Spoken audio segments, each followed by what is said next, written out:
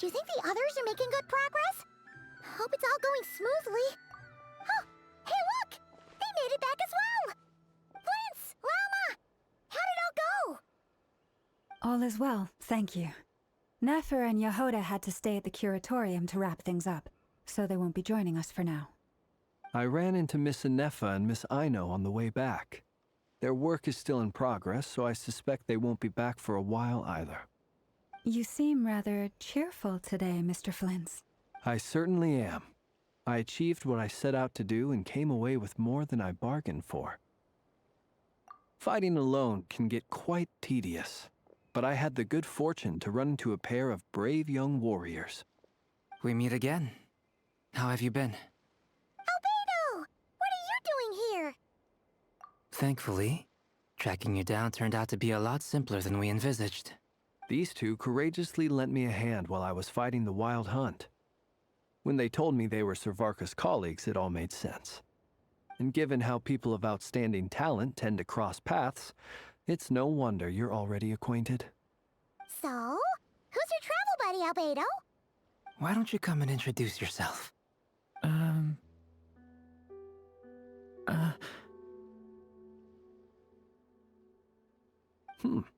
A gentleman of few words, I see, and a rather stern countenance.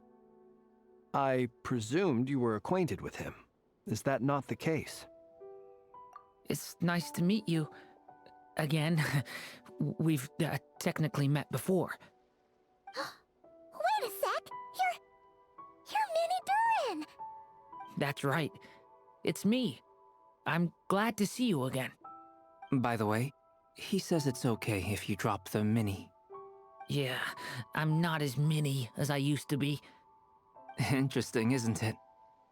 The first step towards blending into human society appears to be reflecting on whether one's name really reflects who they are. Wow! You look so different! In a good way, of course. It's great to see you looking so healthy. Thank you, Paimon. And although you're as mini as ever, I understand that diminutives don't always convey endearment. I'll be sure to simply call you Paimon as a sign of my great respect for you. Wow! You're such a smooth talker now. Paimon could get used to this. From now on, you may refer to her as your esteemed guide, Paimon. Personally, I think our little Paimon is the perfect size. When people call her little Paimon, it's just because she's so adorable that they can't help themselves. If that's not a sign of endearment, what is? You're absolutely right, Miss Lauma. My brother still has a long road ahead of him when it comes to understanding human relationships. Anyway, speaking of long journeys, didn't Columbina, leave with you? How come she isn't back yet?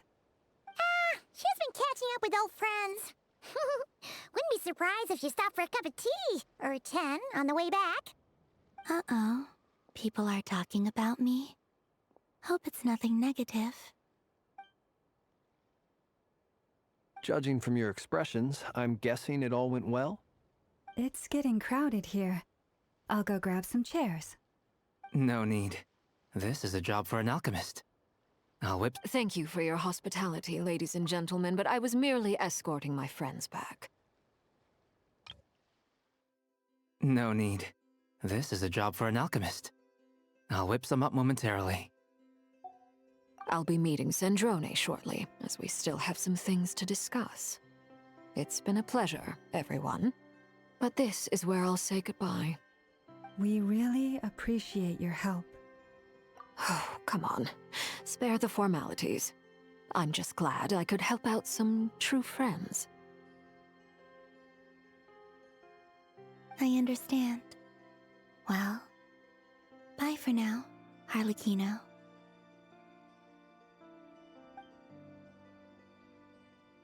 Oh, this place is hopping. It's probably a good thing one of us left. Otherwise, we might not fit all these people in. Are you saying we're about to run out of chairs? As a matter of fact, I am. Come on in and see for yourself.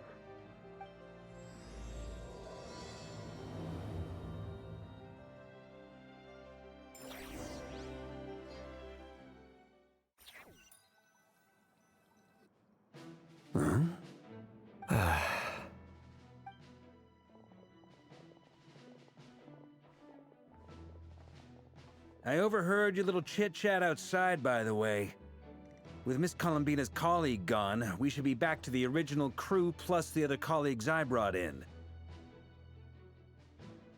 Though, it looks like we have another new face. Someone else managed to rope in a colleague too? Frankly, you and Paimon are the only people I know here. This here is Deanslip, colleague of Tibet's greatest guide, Paimon, and greatest adventurer, the Traveler. Well, not exactly colleagues, more sort of friends. When someone else jumps in to do the announcing, you know you're speaking to someone important. Let's hear what he has to say. Note to self. Once Paimon knows your name, the rest of the world will soon follow. When he comes looking for us, it's usually something important. Paimon's guessing you've heard about the Wild Hunt, then. From the looks of it, you're about to hold a meeting. If I were to say that the Wild Hunt is our mutual enemy, would that earn me a seat at the table? As the saying goes, the enemy of my enemy is my friend. Mr. Dainsleif, there's a seat with your name on it. Though, I can't promise the same for everyone else. Hey, Albedo, think you can rustle up a couple more chairs? After all this time apart, Grandmaster Varka's first order is to rustle up a couple more chairs. I've missed this. Is he being sarcastic? Hey, he's your brother. Why are you asking us? I've still got a lot to learn about the nuances of human conversation. Trying to decipher Albedo's way of speaking has been like jumping in at the deep end. Oh, good point. Paimon gets you now. Don't sweat it. There are people who go their whole lives without getting the hang of it. You're ahead of the game already. I wonder what's taking Nefer so long. Perhaps you should go and check in with her. If anyone can hurry her along, it's you. I just got back from the curatorium. Besides, aren't you curious to see what's taking her so long? Miss Nefer doesn't strike me as the type to share secrets. And since gathering intel is her specialty, I'm guessing she'd prefer to keep her methods confidential. Under such circumstances, would it not be tactless for me to impose? Oh, but it's fine for me to impose. What can I say? You have an unrivaled ability to garner people's affection, Miss Moonchanter. Besides, you have far more in common with her than I do. All right, then. Impressive. She barely fought back at all. I admire your powers of persuasion, my friend. As I'm sure Miss Lauma will realize soon enough, the trick in life is to always pitch in with other people's responsibilities so that you can be selective with your own. Another trick is to simply hide in the background. Spoken like a true sage.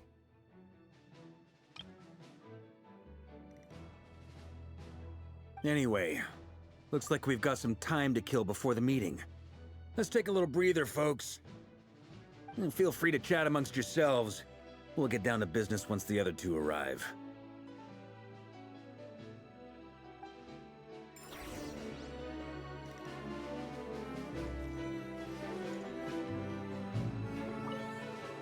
You're both awfully quiet. Why don't I start us off with an icebreaker? Much obliged. Have either of you ever had your portrait painted? If not, I'd be glad to help. That sounds like a lovely idea. You know how to paint, then? I dabble occasionally. He's an excellent painter. Tables, chairs, people, dragons, you name it. He'll paint it for you. I'm flattered. If I ever get the chance, I'd like to give it a try myself. I'll bear that in mind. Anyway, how about you, Durin? What sort of portrait would you prefer? Oh, I'd be fine with anything. Whatever style feels best to you. Very well. Then I'll play it by ear. You can replicate any style I want? I can try. If you show me a sample, I'll do my best to match it. Thank you. In that case, I'll dig up some reference material for you.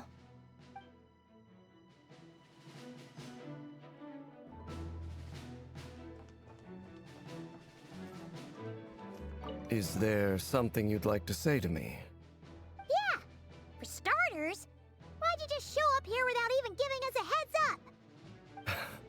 If you think back to our previous interactions, you may recall that that's hardly out of character for me.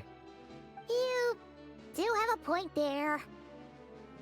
Oh yeah! You'll need to find somewhere to stay the night too, right? Want to tag along with us? You never know.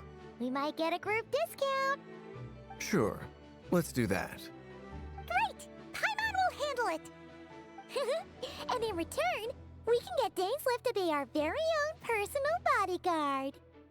If that's what you had in mind, you should have said so sooner.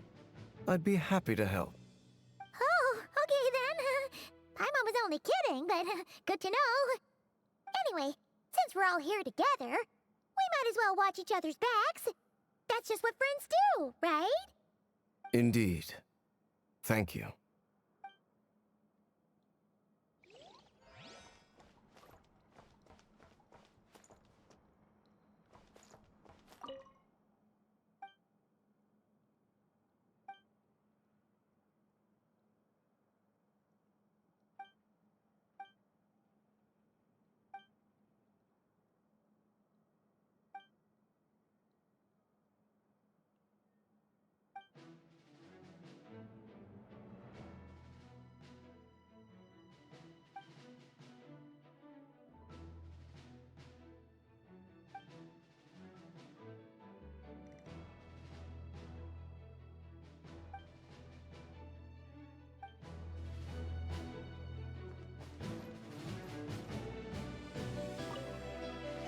Truth be told, I can't remember the last time I was in a meeting with so many people.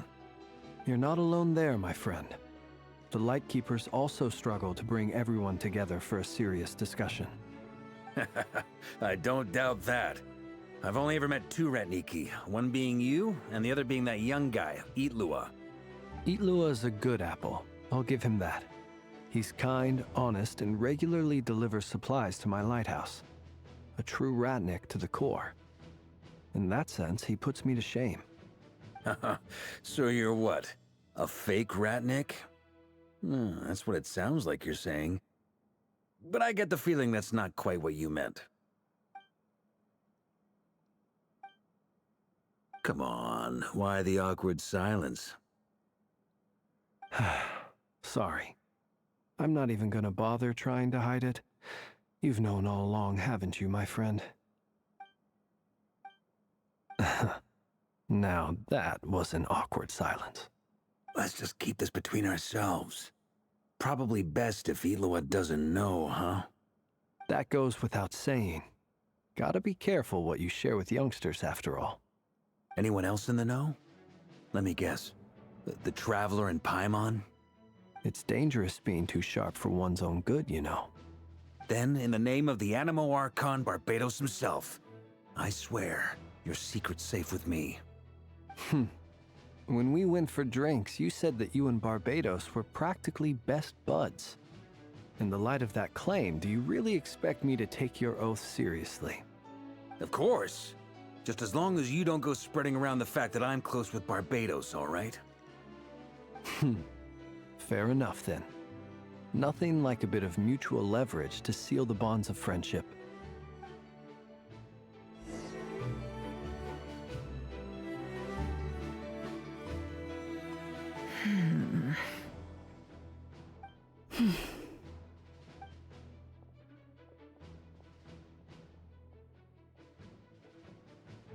Ah, Miss Nefer. You made it after all. But what about Yehoda? I'm here to give you an update on how things are going on our end. Once this is over, I'll be heading straight back to continue my work. I left Yehoda back at the Curatorium to watch over things while I'm gone. Huh. So much for just this once. Shh! Not so loud! We're on a roll here. What if she remembers and suddenly decides to back out? Did you say something, Mr. Varka? Huh? I didn't say anything. Right, Flints? Must have been a frog. They get so noisy around here at nighttime. It's like they're putting on a concert in the background. Anyway, before we begin, there's a few introductions to make. Let me start by saying that it's an honor to be speaking before so many distinguished colleagues and collaborators. First up, we have Miss Lauma. As Moon Chanter, she's the leader of the Frost Moon Scions, a local religious community in Nod-Kraj. Then there's Miss Nefer, boss of the Curatorium of Secrets, an intel gatherer extraordinaire. Nefer is leading the investigation into Rerer's background, assisted by Yehoda and Lauma. From the little I've heard, they're making some great progress. Over here, we have Mr. Flints, a ratnik and guardian of the abandoned lighthouse. In our last operation, he courageously distracted the Wild Hunt to buy time for the rest of us. For those of you who've never met, this is Mr. Albedo, a renowned alchemist and captain of the Knights of Favonius investigation team. By his side is a new face for us all, myself included, Mr. Durin, who has come to lend his aid. Next up, we have the Moon Maiden and former Fatui Harbinger, Miss Columbina. Then we have the Traveler, who's earned more titles than I could possibly hope to list out, so I'll spare you the rundown. And Paimon, the ultimate travel companion and quite possibly the best guide in all of Tevat. Wow! That's a lot of people! Great turnout! Miss Nefer, it looks like you might have another job coming your way, so, congratulations on the booming business, I guess. You think I haven't got enough on my hands as it is? Who's looking for me now? That would be me, Miss Nefer. I have a commission for you. And you are? Who I am doesn't matter right now. What does matter is that I'd like you to gather more intelligence about the Recher of Solnari. Well, it's not as if we never take on anonymous commissions, but in your case, I'll have to decline. I'm gonna take a wild guess and say your job's probably more hassle than it's worth. Something about you seems like bad news. It's my eyes, isn't it? Conrian, I assume. And what's with the mask? Are you trying to hide your identity? In any case, the fact that you're even still alive raises an awful lot of questions for me. My name is Dainsleif. And yes, I am from Conria. As I'm sure you're aware, the Recher of Solnari's real name is Rerir. He was once an acquaintance of mine. Really? Then you must have been quite an influential figure yourself. You flatter me, but none of that matters anymore. My point was simply to clarify why I have asked Miss Nefer to investigate Rerir's background. So you're both from Conria, and it sounds like you used to be friends? What am I missing here? Surely you already know how he became one of the Five Sinners. I'll tell you everything I know. The history of Conria, the names and identities of the Five Sinners.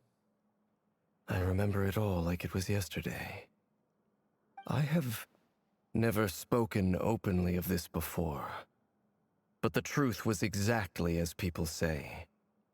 The Five Sinners were each driven by their own desires, and it was by playing upon these that the Abyss tempted them to their fall, tearing Conria apart in the process.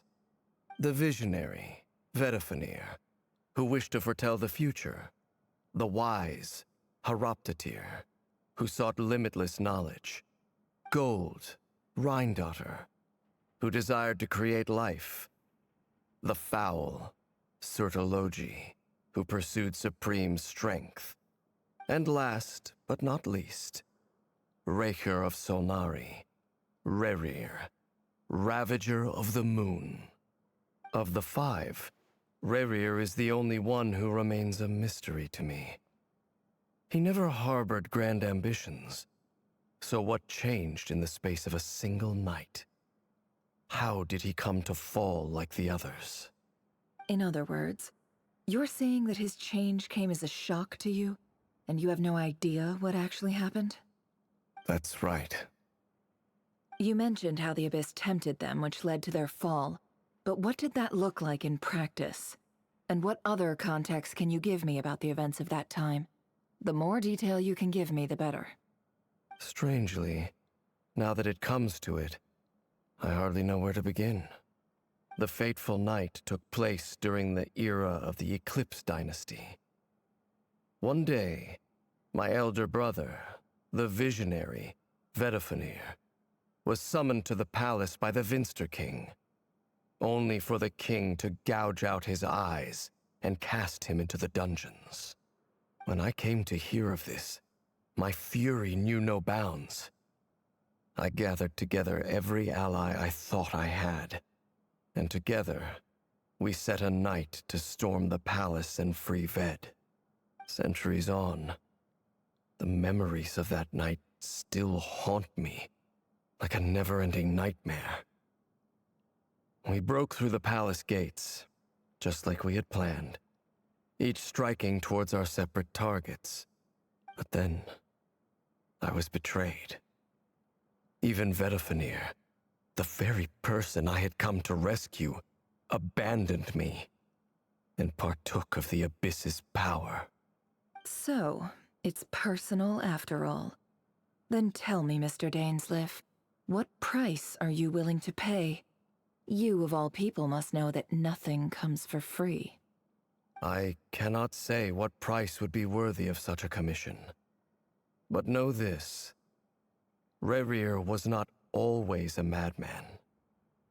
Believe it or not, there was a time when he was just an ordinary man, working for the Conrian Intelligence Service. Uncovering the truth of Rerir's past is the only way to unravel this mystery. But before you decide if you will accept my commission, I will tell you more about him. Enough, I hope, to help you plan your next move. Sounds pretty good to me. Feels like we just flagged down a random passerby, only to discover he's actually a master strategist who has a score to settle with our enemy. Can I borrow your halo? It could be useful in the lighthouse. Hey, enough with the wisecracks!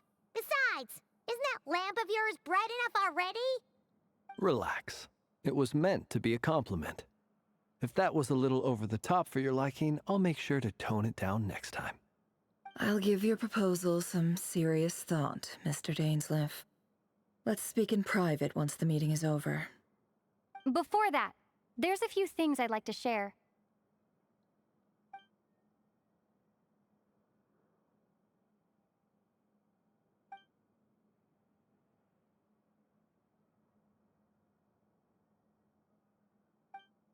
Now that we've united the hearts of the three moons, your power should be greatly enhanced.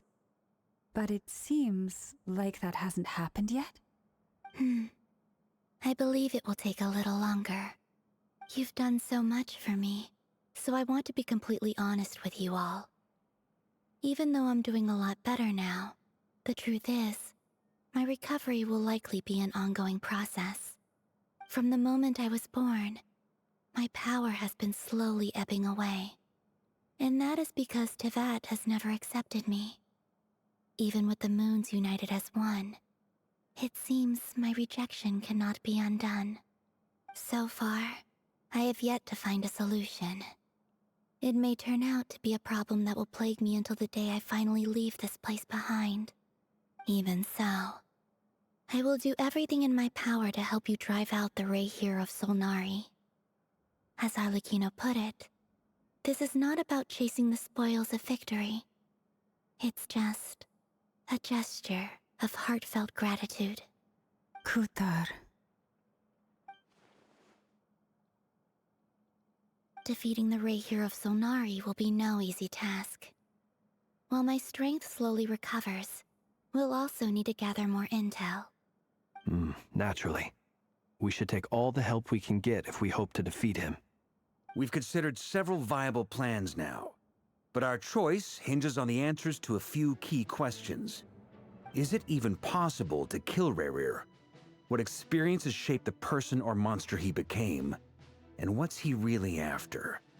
Given Albedo's expertise in alchemy, I think we should leave him to try and answer the first of these questions. Understood.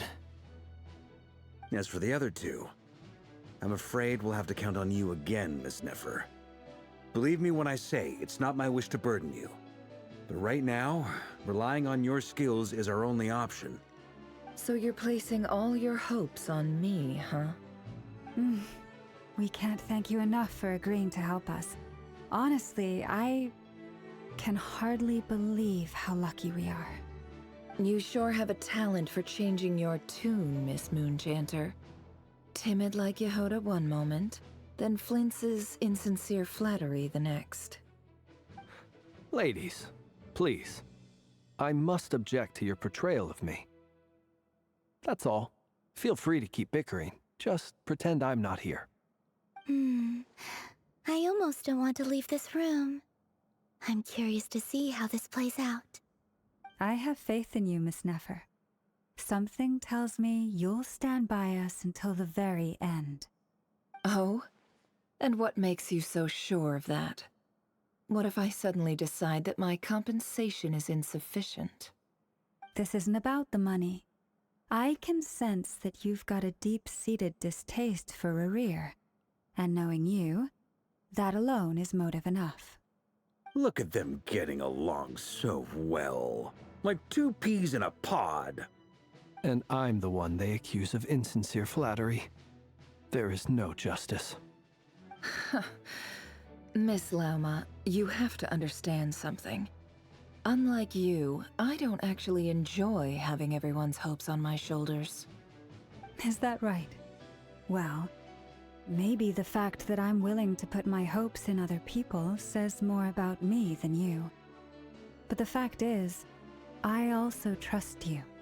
And that's because I know that you're someone we can count on.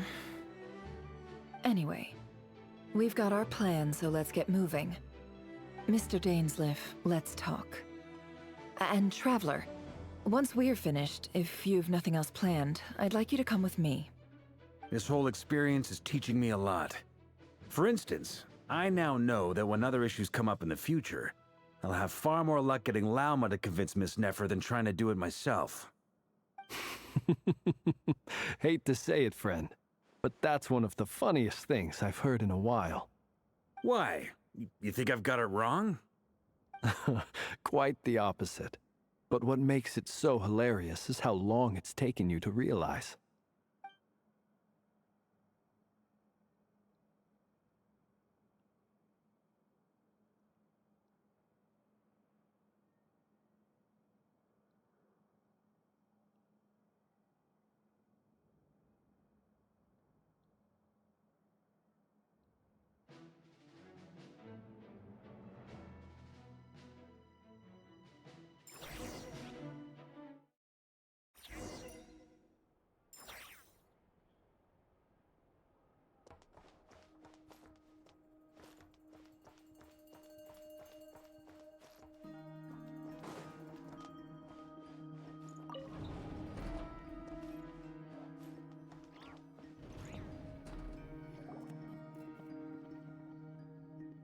Thank you for waiting. It's okay. We actually used the time to help Dainsleif get a room at the hotel. That's very considerate of you.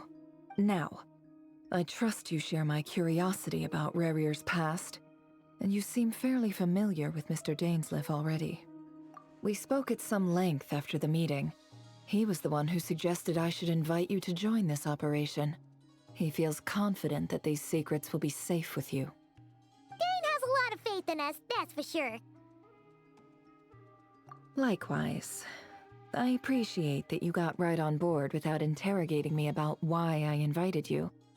It shows that you trust me to explain everything in due course. That's because we know what you're capable of. We appreciate you too, Nefer. You might have been forced to help in the beginning, but this time, it was your choice. That's one way to put it. Another is this, that once a decision's been made, it's set in stone. After that, my only goal is to see it through. All right, so here's how it is. I'm going to access Rarir's thoughts again using my confidential method. Now, I'm sure you've seen things like this before on your travels, so you're surely well aware of how dangerous it can be. The reason I've gathered you all here is to ensure my safety during the proceedings. I plan for us to enter the fragment of his consciousness together, and once inside, I will focus on searching for information. Think of this as a diving expedition into someone's brain. If I'm the diver, you are my safety equipment, tasked with keeping me alive while I'm under the surface. Once the ceremony begins, we will all be spying on privileged information. But in the interests of safety, you must remain absolutely silent at all times. We will discuss our observations after the ceremony has concluded. Lastly, any individuals of a weaker constitution are advised not to partake in the ceremony. In any case, Paimon has her own job to do, which requires staying in the room but not joining the ceremony.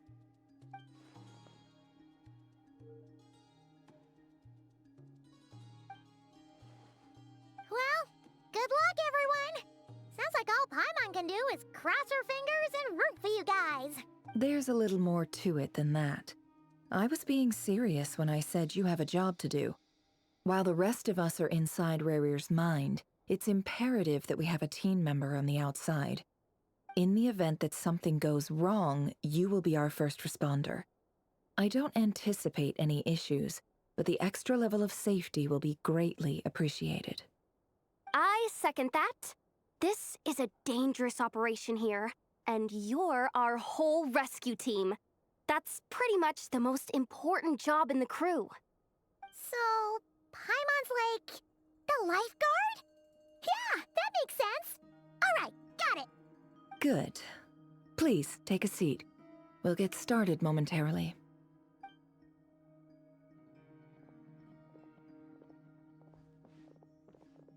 So, did Mr. Dainsleif tell you anything else? He told me that he believes Rarir kept some big secrets in his life. He's not sure that they were the cause of his eventual downfall, but he's asked me to uncover what those secrets were all the same. But surely you're not planning to go through with this, no matter the cost. If you think that, you'd be overestimating me. I'm a businesswoman, not a mercenary. But I do have my own professional reasons for taking this job. You think I'd turn down the opportunity to get a first-hand glimpse into Conrian history? No chance. Well, as long as you don't let morbid curiosity get in the way of safety concerns, we're good. We'll do whatever we can to help you. You're such a killjoy.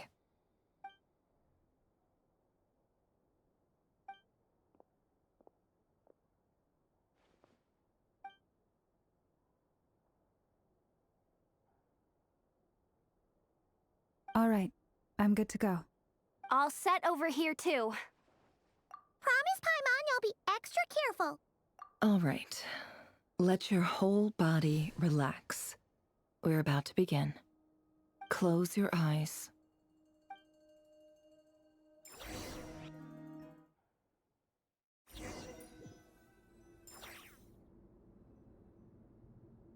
Phew. Could this be his office? Pretty standard setup. Bookshelves, paperwork, files. According to Dainsleif, Rarir used to be an intelligence operative. Chances are there's plenty of top-secret intel stashed away in this room. Is this where you keep your secrets, Rarir? Can't say I'm not looking forward to this.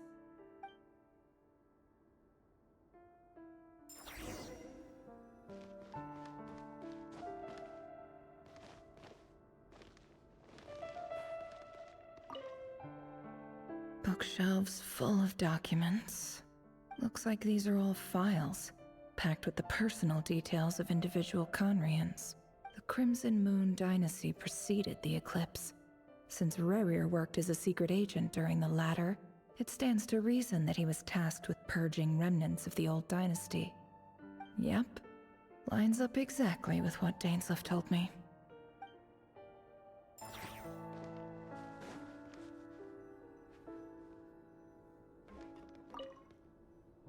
A file tucked inside a folder. The title reads, Dear Breakfast Shop Owner. It's a list of names. But at this stage, I have no idea who any of them even are.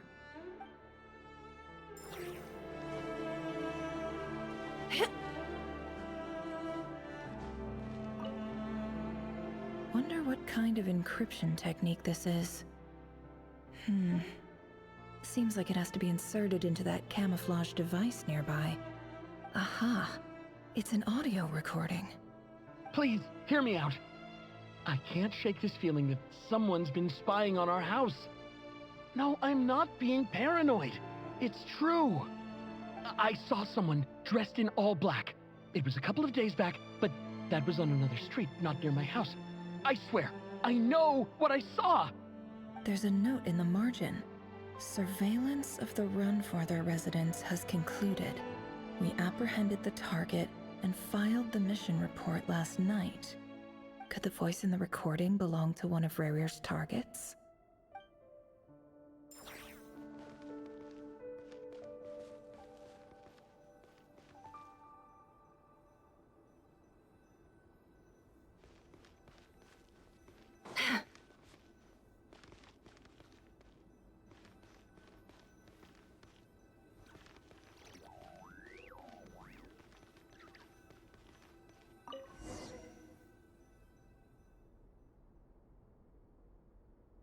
Today's files are in. Time to wade through them, just like usual. Male, 51. Occupation, cook. Confirmed Crimson Moon descendant. Has maintained frequent contact with other descendants over the past year. Poses a threat to the dynasty. Neutralized.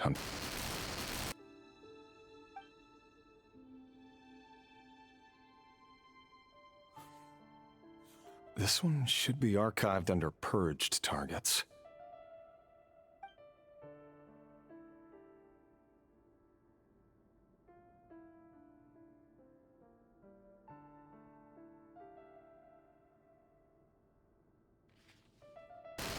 Female, 23.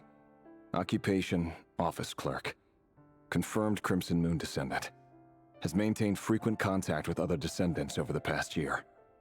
Poses a threat to the dynasty. Neutralized.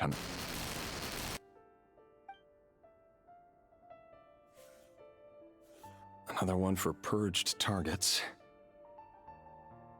Sounds like she was that other man's daughter.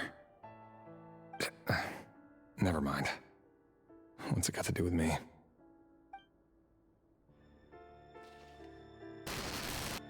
Male, 40.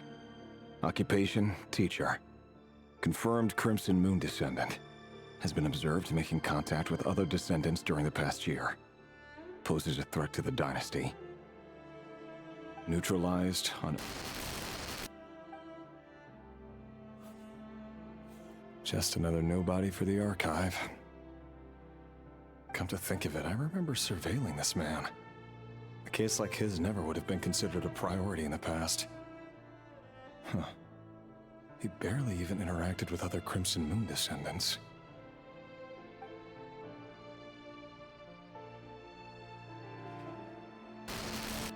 Female, 16. Occupation, none.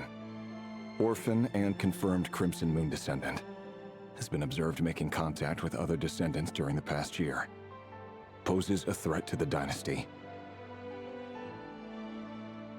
Neutralized on...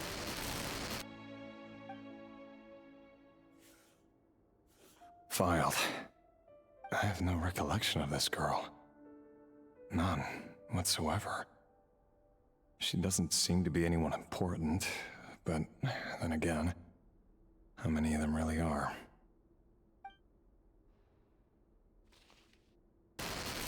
Female, 13. Occupation, none. Orphan and confirmed Crimson Moon descendant. has been observed making contact with other descendants during the past year. Poses a threat to the dynasty. Neutralized and... Filed.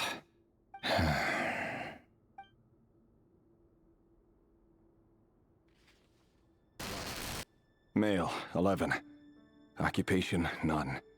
Orphan and confirmed Crimson Moon descendant. Has not been observed making any contact with other descendants during the past year. Poses a threat to the dynasty. Neutralized and...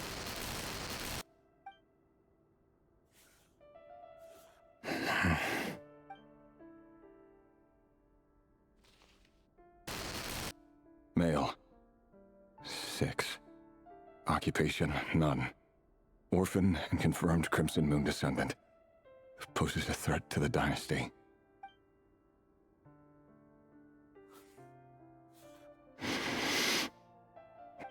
It's funny, isn't it? Your job is becoming both harder and easier at the same time, depending on how you look at it. Sooner or later, the Crimson Moon descendants will be completely wiped out. But as their numbers dwindle, they become harder and harder to track down. That's not how it is. Fortunately, however, most of the able-bodied adults have already been taken care of. The remaining weaklings will be increasingly easy to deal with. No! No. My job is to ensure the survival of the Eclipse Dynasty. And the only way to do that is by eliminating any and all potential threats. It's a perfectly legitimate line of work. Every single one of my colleagues can attest to my fairness. And if my friends were aware of the facts, I know they'd back me up too. Assuming, of course, that they were aware of all the facts. He looks even gloomier than last time. I wonder what's changed.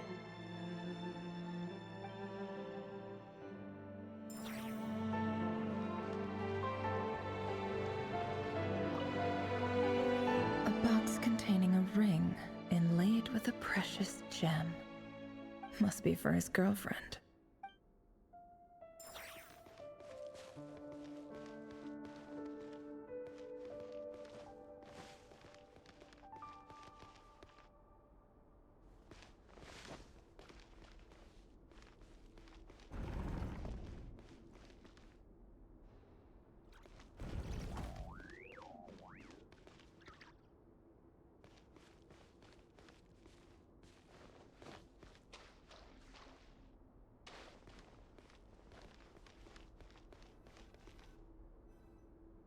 Mr. Vedifalnir? It's been quite some time since we last met.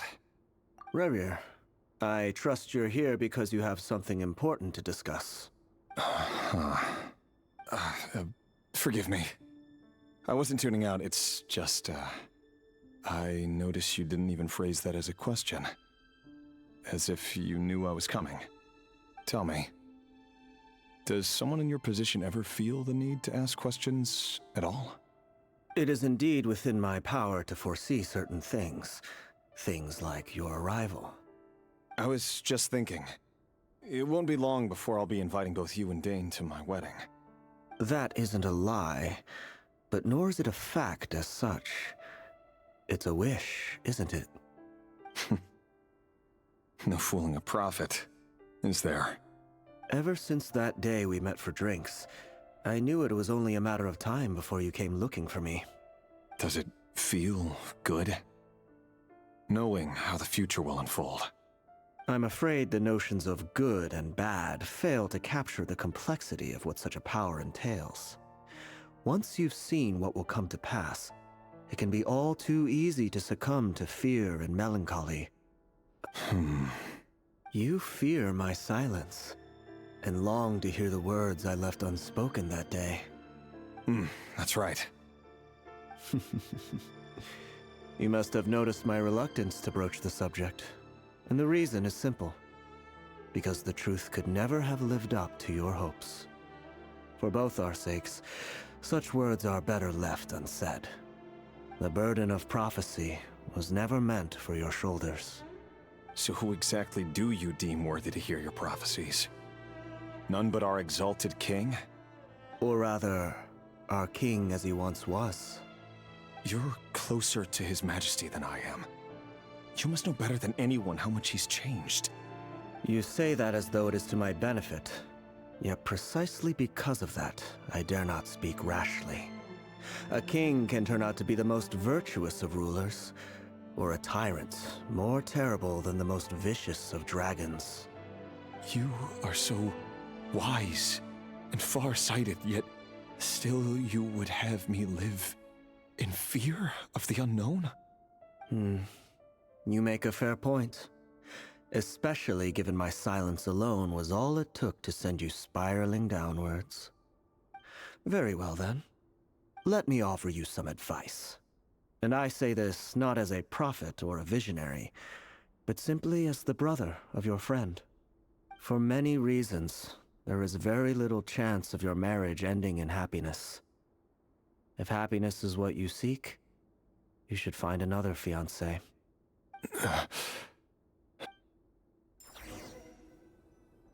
Hold on. There's that same black fog again. Could this memory belong to Thelindis? Guess I'd better tread carefully.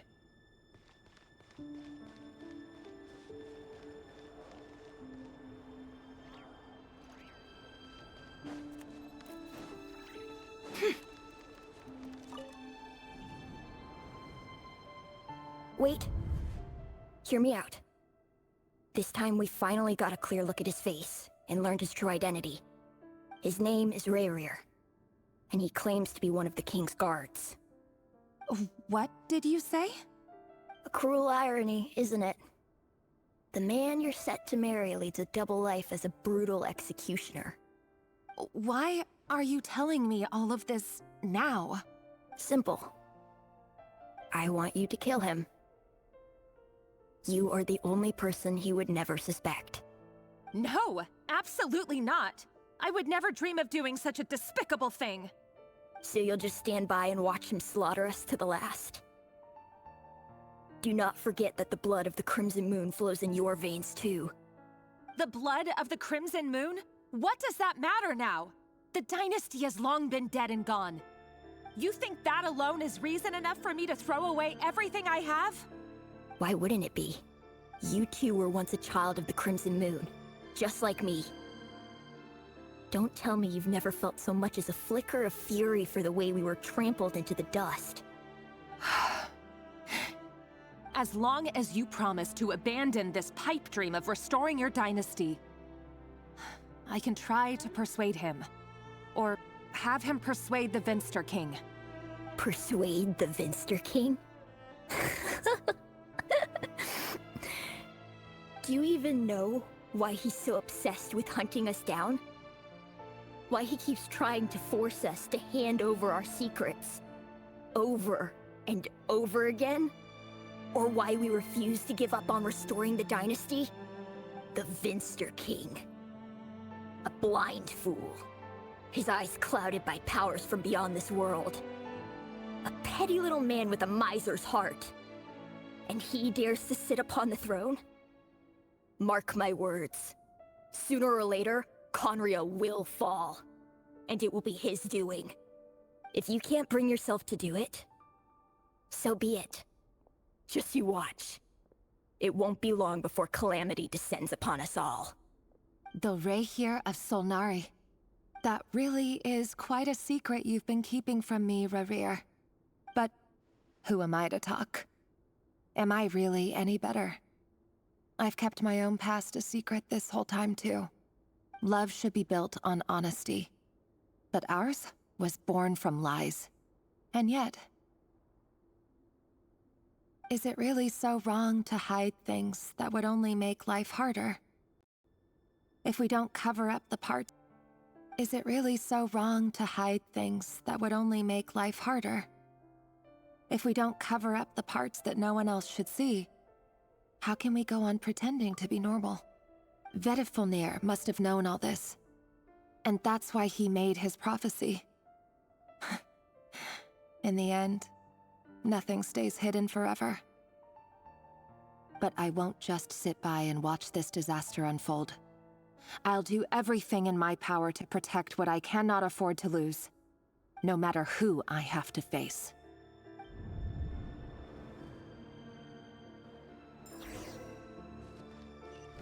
Huh? Was that Rerir who just walked past the window? Doesn't it give you the chills that he still takes the same road to work every day, as if nothing ever happened? Those people at the deli. Enough already. They're clearly pretty taken by their own disguises, so just smile and play along. Pull the rug from under beasts like that, and you'll risk having your throat torn out. Deli? Oh. They're talking about those people from the opposition. Right. I'd almost forgotten they used to run a deli. People of no consequence always vanish so easily. And no one even remembers them.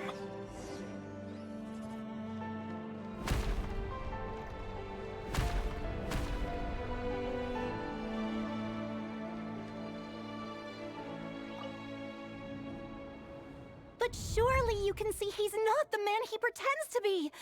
So many have died already, and they say that the king's madness grows with each passing day. We're not going to survive this, are we? But why does it have to be this way? Do we really deserve to die just because of the blood that runs through our veins? Felindis, are you even listening? Sorry, Freether. My mind was off wandering. I heard you, though. You're talking about what Rerir said. He's just following the king's orders. He's a secret agent, and it's his job to hunt down rebels and dissidents. By the time you first met him, he'd already taken lives. Maybe he was using you from the very beginning. No. Rerir has no idea I have anything to do with the Crimson Moon.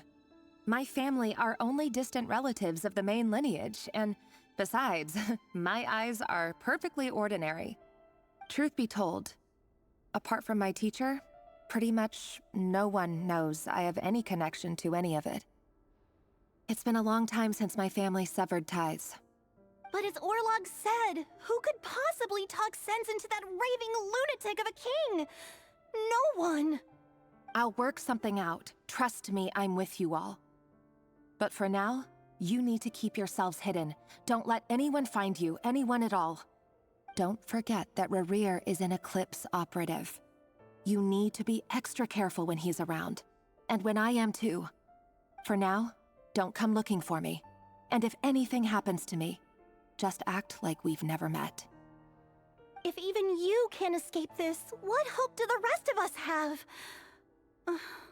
But after all this time together, surely he wouldn't lay a hand on you.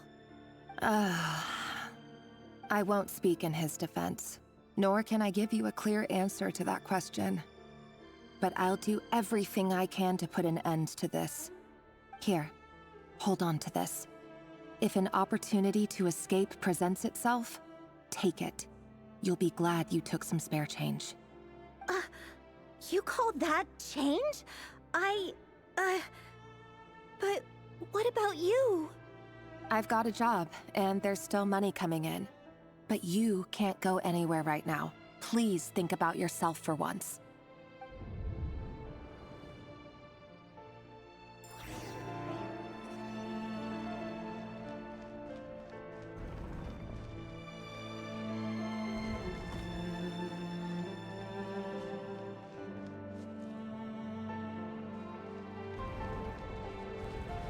Another day, another round of assassination training. Training ground is just beyond this hidden passageway. When you kill a person, doesn't it bother you when you end up covered in their blood? Why would it? Aren't we all just walking blood bags? But not everyone is accustomed to hunting down others like prey. You've been a hunter for so long now, you seem to have forgotten that most people don't just go around killing one another. Leave me alone.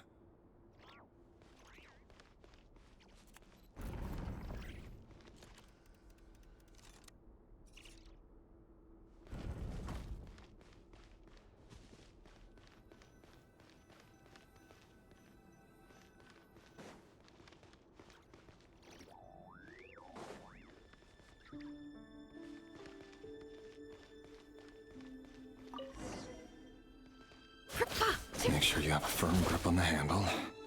Then choose your angle well. Keep your movements light and brisk. And the prey won't sense a thing. I doubt that. I'll bet no one's ever died a quiet death at your hands. I work clean. No traces.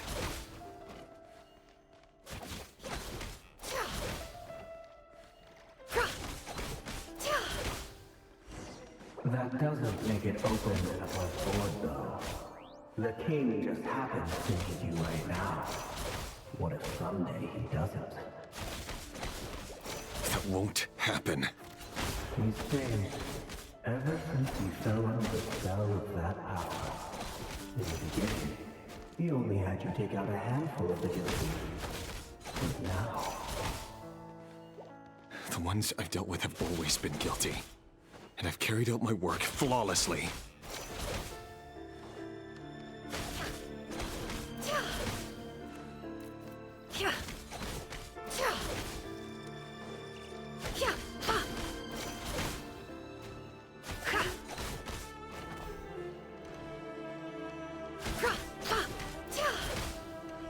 You know why Olympus didn't accept your proposal, don't you? Was it because he didn't trust you? Or something else? No!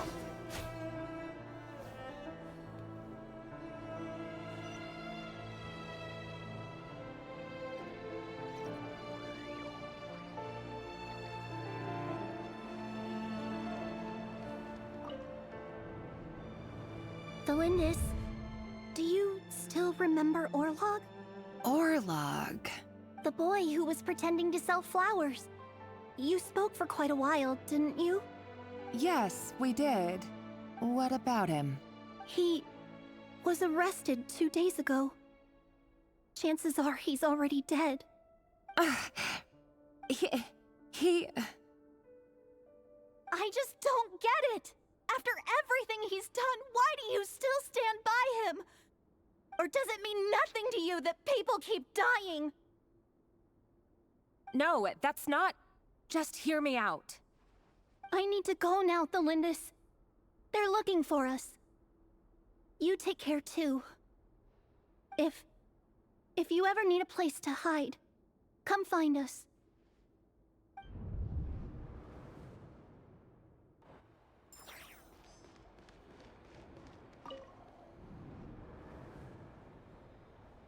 Author Thelindis. Over the course of this week, the research object was subjected to interference for a total of 47 hours for experimental purposes. The results are as follows. All subjects of observation that were sent inside have now... The situation within is proving more problematic than anticipated. No progress whatsoever. What now? Won't you give me even a glimmer of hope? Things are getting worse by the day. I have to find a way or we'll all be in danger.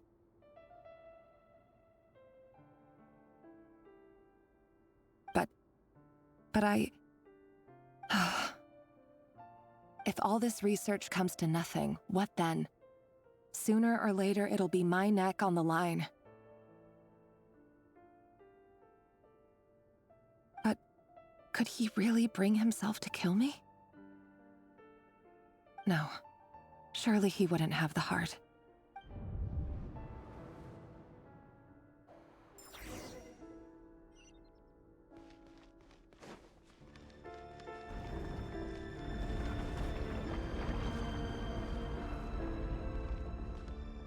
Why won't you just let us go?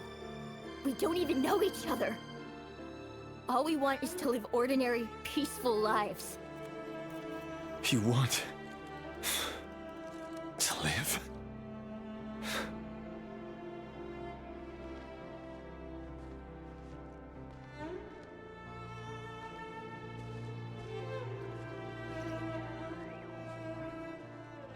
Yes. I just want to go on living. Is that really such an unforgivable crime?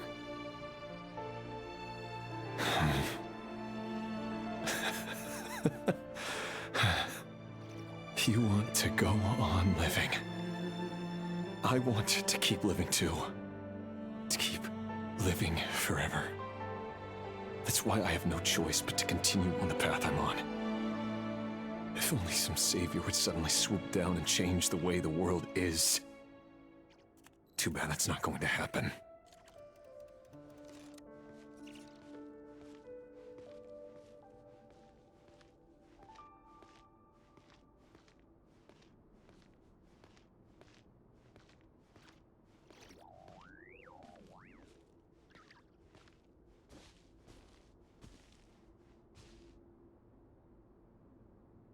Imagine that. If there really were such a person, you and I wouldn't be standing here like this, would we?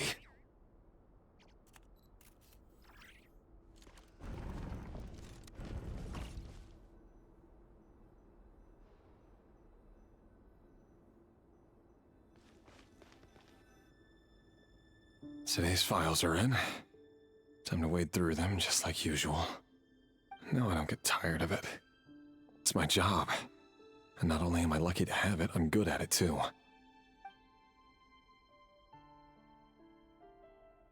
Huh. Wait. That's... Thalindis? No. No. No! Why? But you bear no mark of the Crimson Moon. How could you possibly have anything to do with them? It cannot be! A diluted bloodline. Carefully concealed. I see it now. You've been living in the shadows just like me. What a fool I've been. Numbing myself with talk of justice. Even imagining my friends would back me up. But in the end, Irminsul. Finster King! How far are you going to take this? From the direct bloodline to secondary offshoots? And then what? Today it's the descendants of the Crimson Moon. Who will it be tomorrow? Will you not rest until everyone down here is dead? No. This cannot go on. This is where it ends.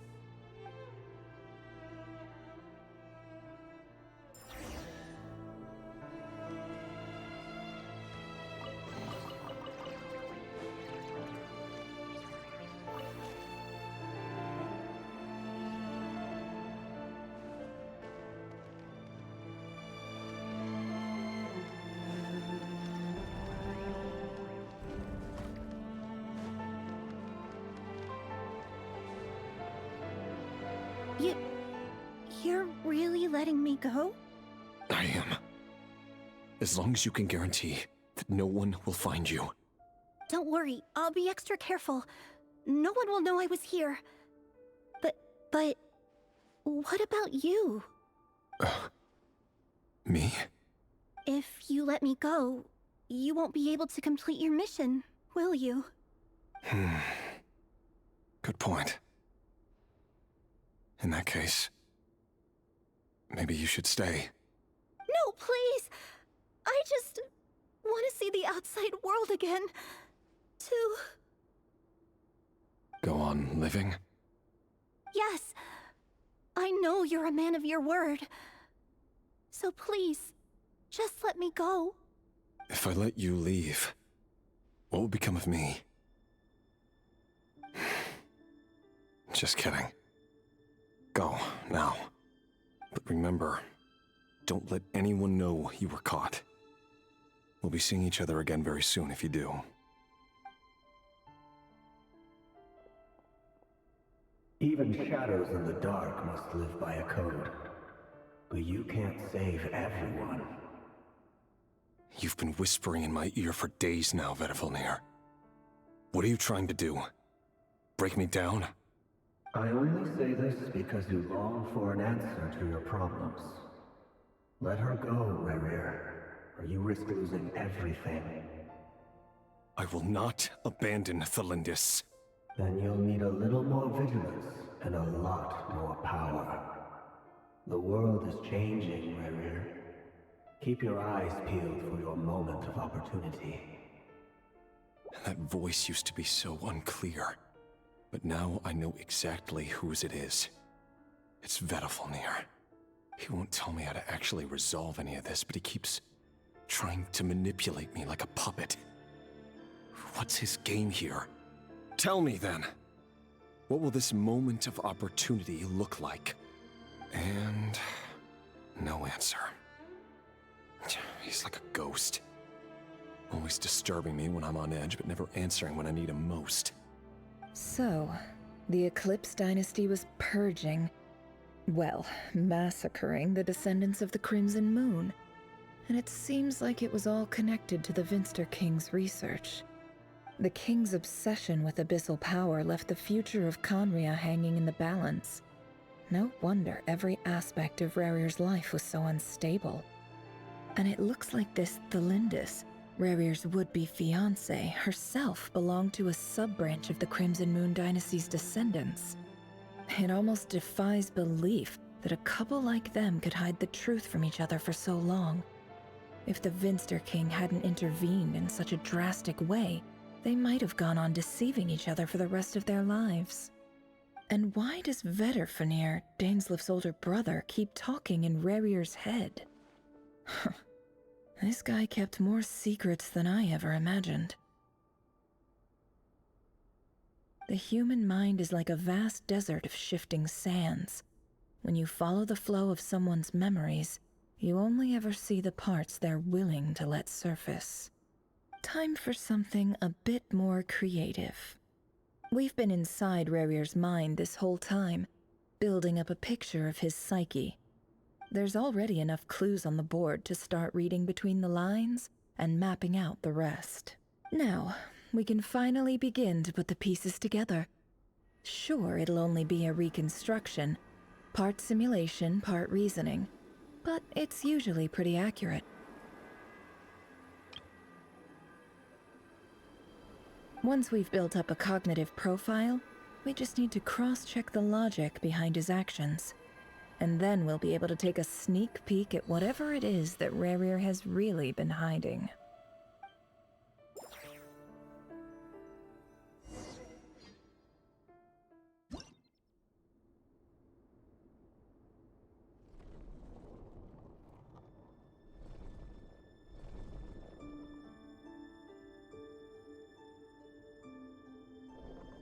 Rerir, are you there?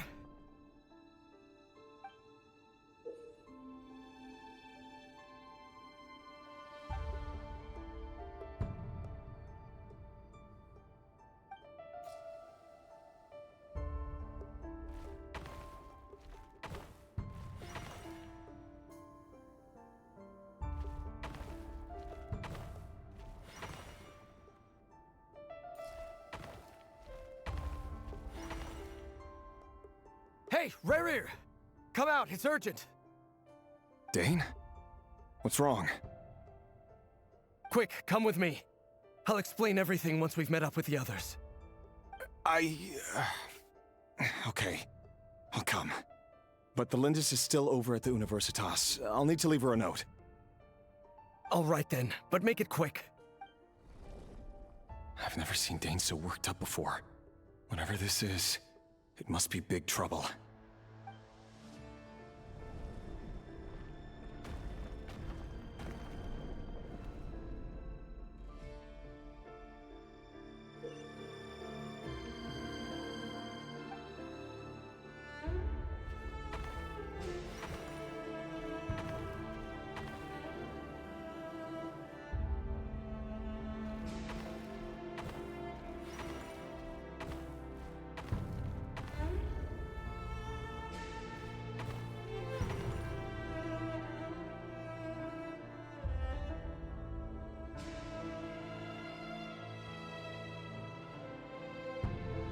Well, this is a nice change, meeting you all at this hour.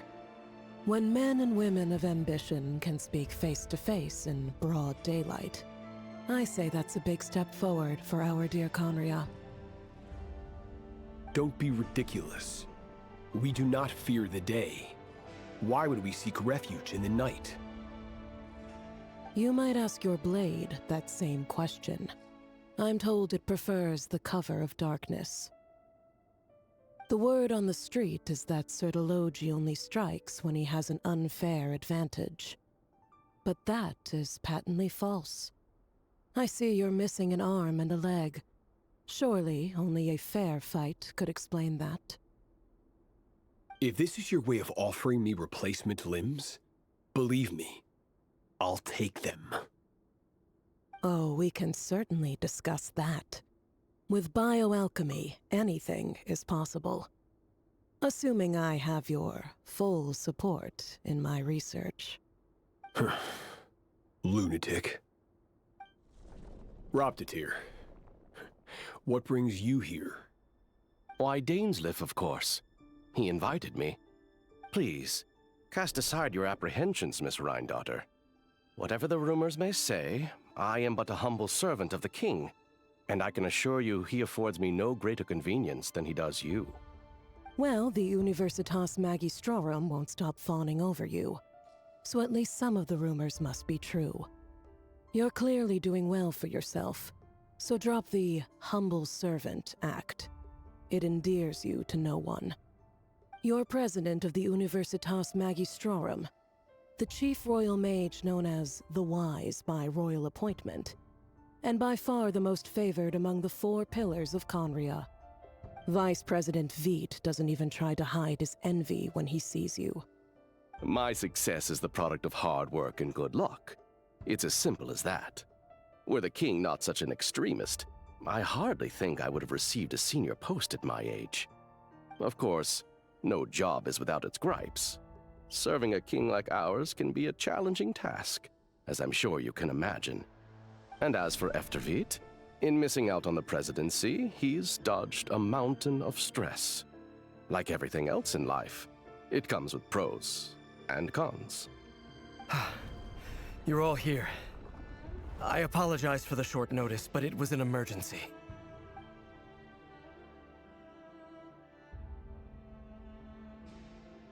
You must be Rerir.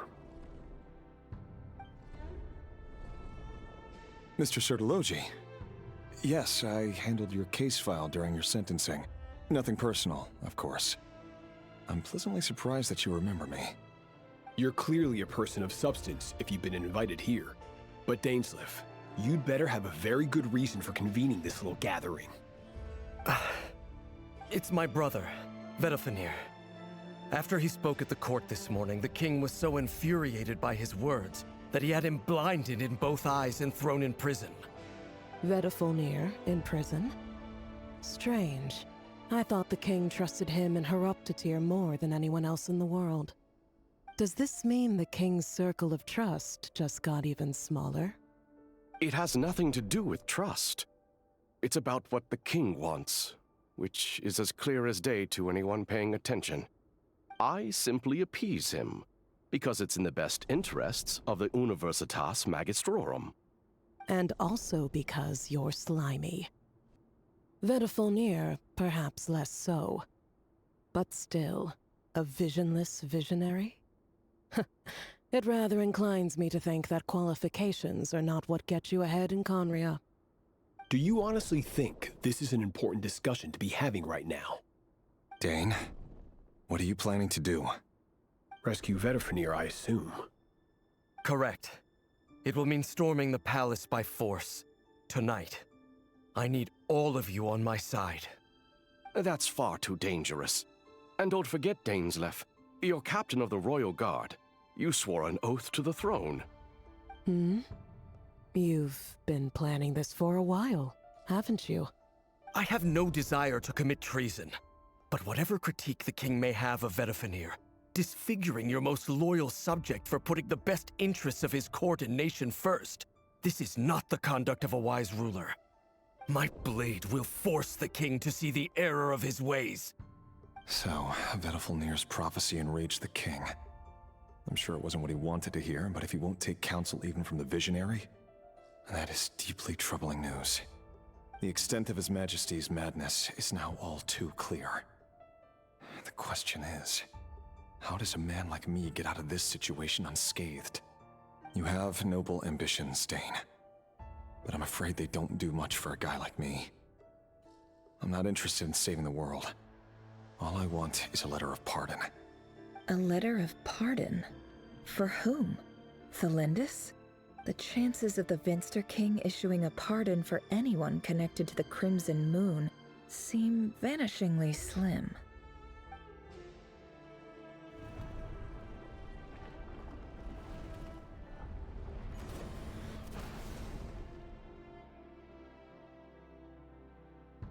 This black fog over the board must have some connection to Thelindis. But why is it taking this form? Does it have something to do with Rerir's past? Another mystery I'll need to unravel.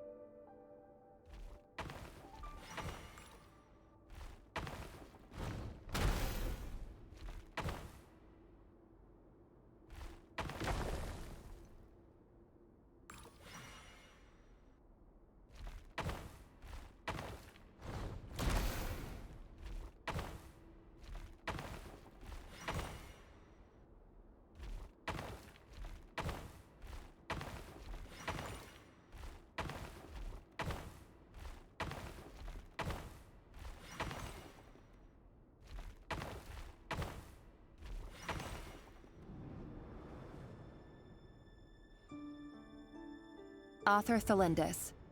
Over the course of this week, the research object was subjected to interference for a total of 60 hours for experimental purposes. The results are as follows. Research dating back to the Crimson Moon Dynasty has established 2 points regarding moon marrow.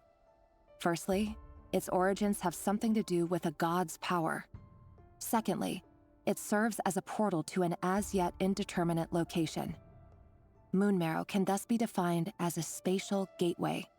However, there are a number of hurdles to overcome before we can answer the question of where it leads to. To start with, opening the gateway requires a specific power source, which the relevant literature indicates.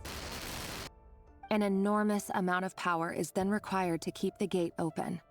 Currently, the total power output of our instruments remains in the single digits. To make matters worse, I am now the only staff member remaining in the Moon Marrow Lab. The Universitas Magistrorum recently decided to move most of its personnel into abyssal energy research, which has stymied all Crimson Moon-related projects.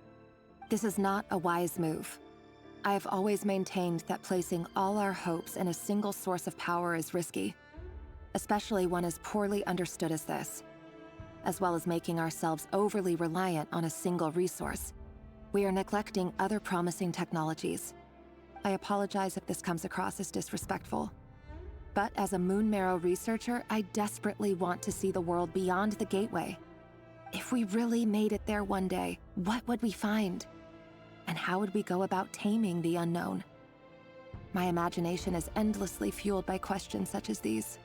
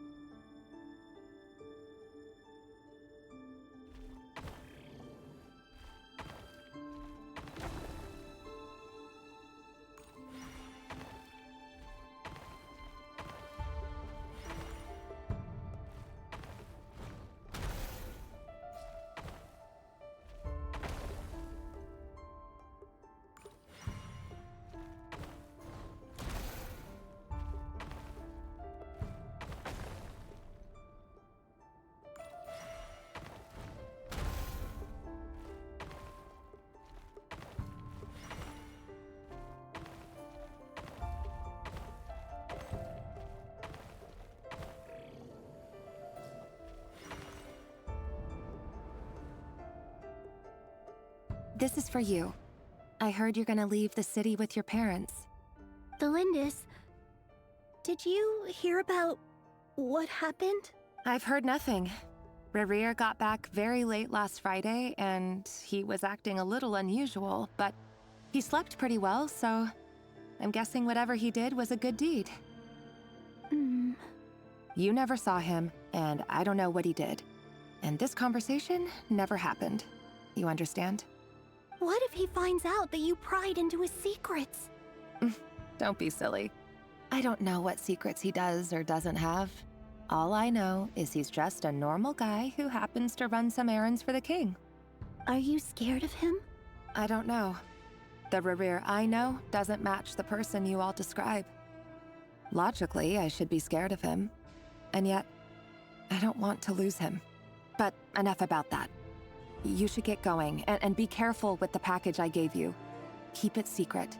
Keep it safe. What's in it? A piece of the moon.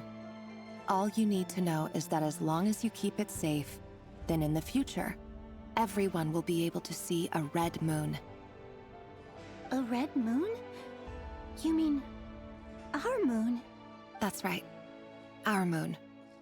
Promise me you'll look after it. I promise, the Lindis. The Crimson Moon bloodline will never die out. Its light, the color of blood, will become like a fire that flows in our veins, no matter how long it takes.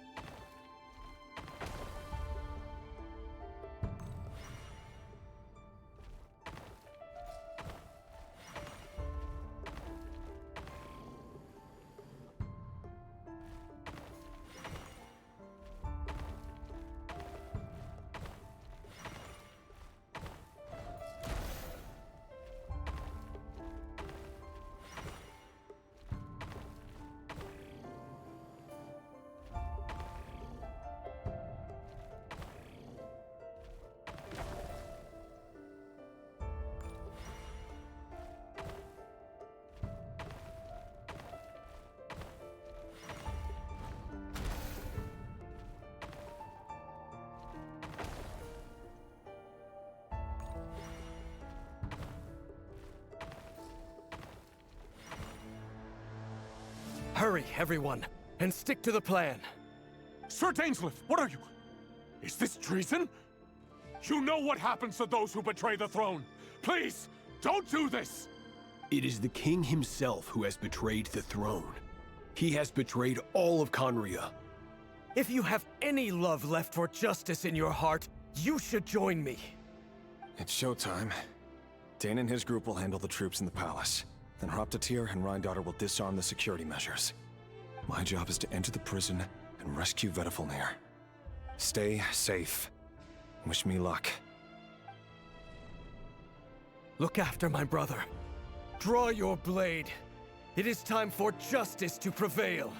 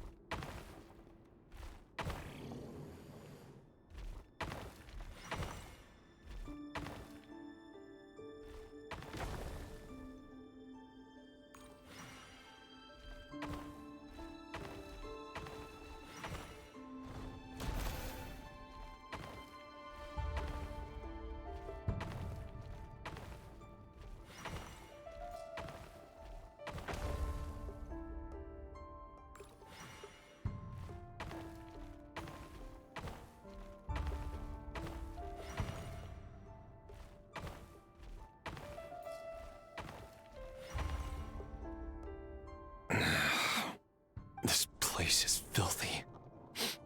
And the smell is abominable. Clearly, the king doesn't allow his prisoners a single shred of dignity. This is dire. Found you. Hello, Mr. Vedafulnir. Ah, it's you. Surprised? Oh, wait. I guess surprise isn't an emotion that prophets feel very often. I certainly felt some surprise in the moment when I was blinded. Surprise at the king's sheer ignorance. Surprise at just how unfairly this world responds to words of earnest remonstration. I'm curious. What did you prophesize this time? It wasn't a prophecy. It was a word of warning. Someone had to say it. The king has forsaken all reason in pursuit of his obsessions. I simply told him that if he continues on this path, Khaenri'ah will surely fall. But he didn't listen. Worse still, he stabbed you in both eyes and locked you away. Dane asked for my help. The court is in complete chaos now, but I'm sure you predicted that. Everything is transpiring as I foresaw, yet I am powerless to change it. Fate is an immutable force. I can but lament as the inevitable unfolds. I do wonder whether giving a man the power to see the future does nothing more for him than slowly crush his spirits. Forgive my curtness, Vedafulnir, but the king did not suddenly turn on you today. His suspicions have been brewing for a long time. You can't have wisdom beyond the reach of your fellow man without attracting his fear and suspicion. There are things the king does not want to see. So, he doesn't want you having visions of them either.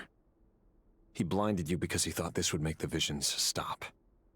He wasn't entirely wrong. I did indeed lose my power to see the future. Right up until... Until what? Just now. I believe I saw something new. Well, tonight could go a lot of different ways. 5 of us banded together to storm the palace, also we could rescue you. This will go down as the most tumultuous day in Khaenri'ah history. I sense hatred in you. But also hope. A desperate hope that with the tyrant deposed, that will be the end of the story. But this is not the end. It is the beginning of a new chapter, in a whole new story. There are many men of honor and courage in this world, Rerir. But you are not one of them. You're not here for justice, are you? You're here for yourself. Is that a dagger? Interesting. Why not the polearm? It was always your weapon of choice. With your abilities, I don't doubt that you were able to recover some of your sight. But I also doubt that you want to make an enemy of me right now. Of course not. We're on the same side, aren't we? We could be. But I need you to be honest with me, Vedafulnir. At this point, you're my only hope for the future. You mean your future? With your beloved, Felindus? Yes. And I know there are bigger things at stake here. A dynasty, a nation, maybe the entire world. But forgive me, I care first and foremost about myself. I can't abandon the one I love to save myself. I just can't do it. But you see a broader picture of the future than I. You see the solutions to the biggest problems of our age. So tell me, what is my solution? What's the answer? In matters of fate, answers are either right or wrong. What will be, and what will not. Maybe you are willing to pay a certain price in the pursuit of happiness, but unfortunately, fate does not negotiate. That is the cruelest thing about fate. It is unmoved by your sacrifices. That can't be true. I know it's your voice that I keep hearing in my head, urging me to see how the world is changing, to seek more power, so I can protect the things I love. You show me disaster, but you won't show me how to avoid it? Why? Why are you doing all this? My voice. In your head.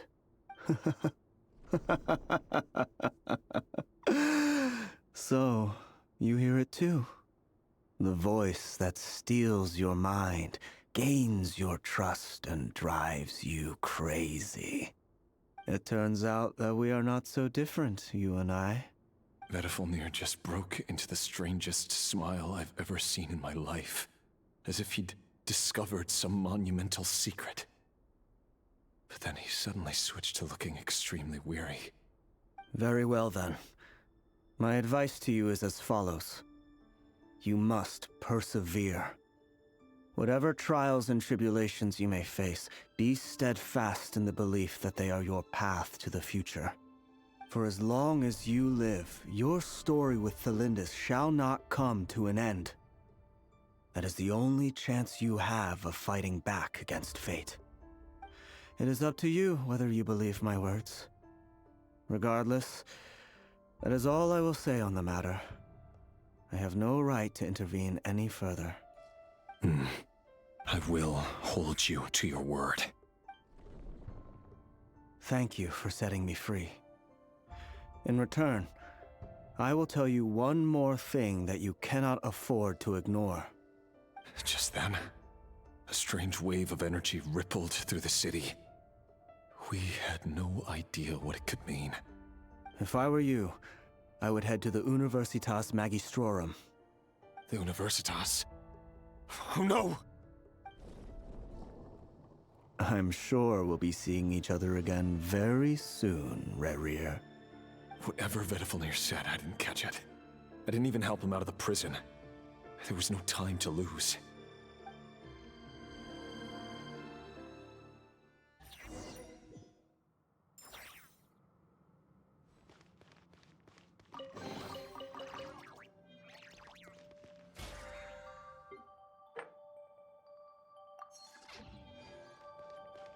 Can't hide the truth.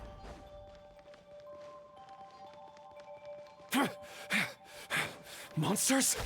Is this Rhindaughter's doing? Or the Universitas Magistrorum? Out of my way!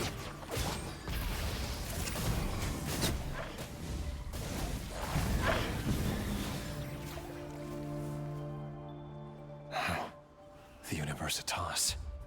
That reminds me of a rumor I once heard. Allegedly, the king installed secret mechanisms in the palace and around the city. No one knows where they are or what kind of power they hold. But if they were ever going to activate, it would probably be on a night like tonight. Help! Help! Hold on! Don't let them anywhere near you! Save me! I can't! Ah! That sounded like an explosion. So, the rumor is true? The king really went through with it.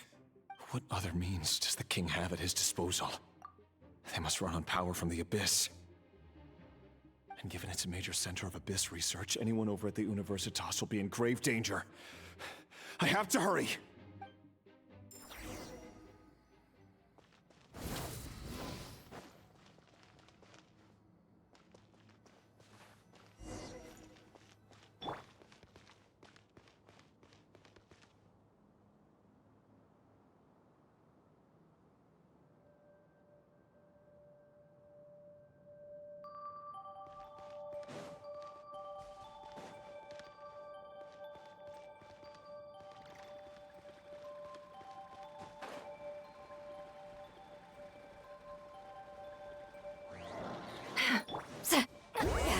Suffer the wrath of Eastleigh! Show no mercy!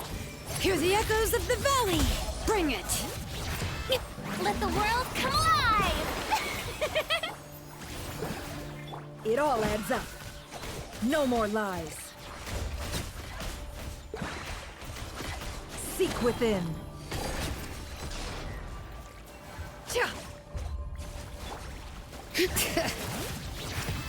Let the mountain's veins boil! You two! Time to end them! Fulfill our path! Light of the blazing sun! Rev the engines! Incinerate! Strike a pose! Time to shine! Hear the echoes of the valley! Suffer the wrath of Eastleigh! Get Get to work! The deception ends here. Can't hide the truth. No more lies. Yeah.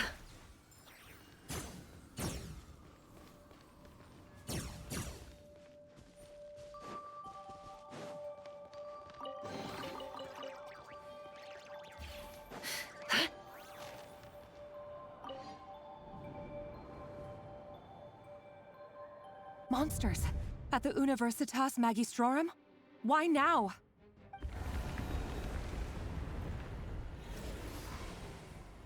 Oh no! They're coming! It's no use. The table won't hold out much longer. The weapons. Where are the weapons? Of course. All the lab equipment was upgraded after the inspection last week, but the new weapons haven't been allocated yet. I'm done for. Is anyone there?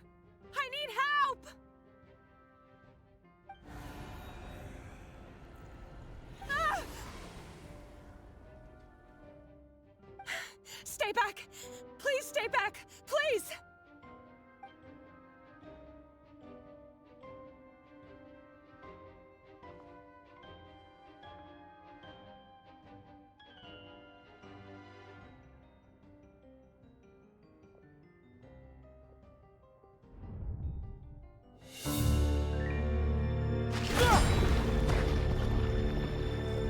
What's that? Reverie! So the rumors about your work are true. What?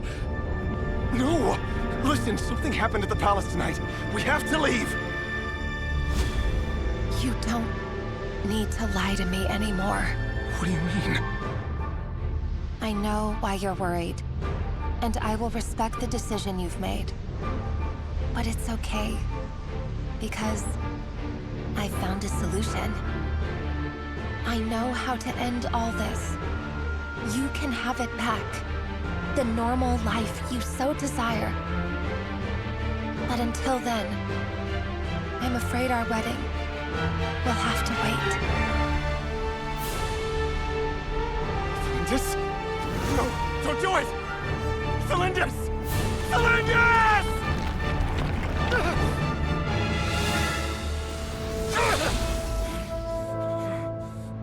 I told you, Reverie. Let her go. You will find someone better.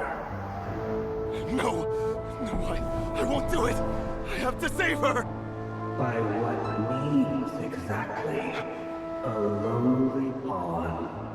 You lack the power and the strength of will. Do you know a way? Tell me! Come to the palace.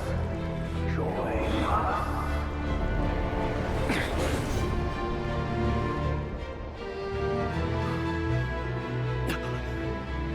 Reverie, thank goodness we... Step forth and take your share. You made it. Not you too.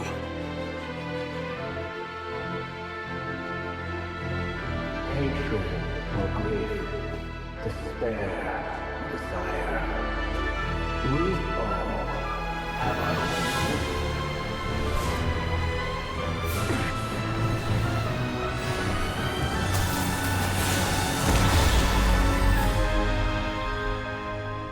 Reverie. Reverie. Cylindus? Were you daydreaming?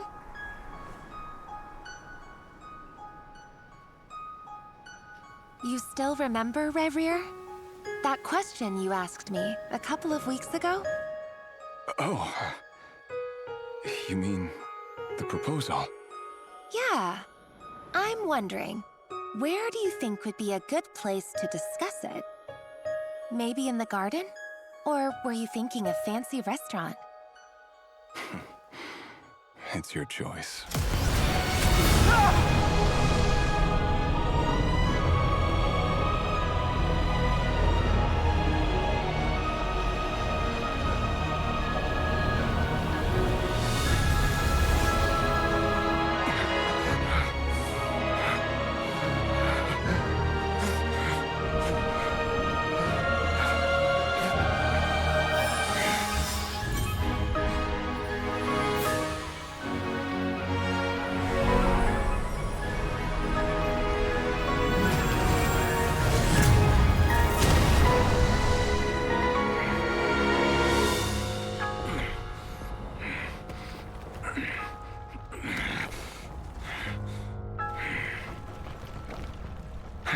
find you. And then, you can give me your answer.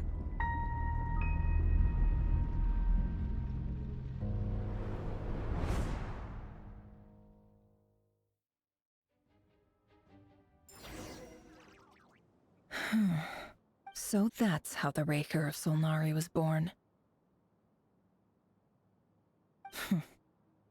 A monster created by circumstance is a monster all the same. Viewing other people's thoughts for too long can get uncomfortable. Right now, I'm feeling a strong sense of loathing. In a nutshell, the story of Conria is what happens when the truth falls by the wayside. Everyone tells little white lies, and before long, you have a huge pack of lies that destroys everything. Time to get back. His past is filled with sorrow, but the tale of any fallen civilization is one of endless tragedy. Cruel as it may be, that was Conria's fate.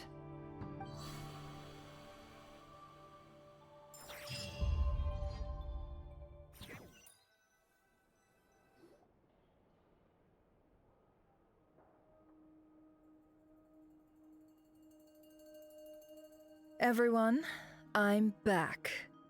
Can I get a standing ovation? Never! How are you holding up? She's fine. Boss is a pro. Yes, I'm fine. You will have seen the events of Rarir's life through my thoughts. It's now clear that he is just a regular nobody, driven by personal tragedy, as he said himself. I mostly agree. There's only so much we can know about him from his memories alone, but they did give us a clear glimpse into his life in Conria. However, I would not consider Rarir to be a nobody. He was deeply involved in the events of that era. Yet, when the catastrophe of a generation strikes, nobody is safe. Sounds to me like you're speaking in riddles again. Is this you urging me not to abandon the people of Nod-Crai in their hour of need? That's not what I meant. Although I do hope you choose to remain a part of the plan. Without you, the mission ahead will be all but impossible. Then try to remember that I respond better to the carrot than the stick. And I don't appreciate being bossed around.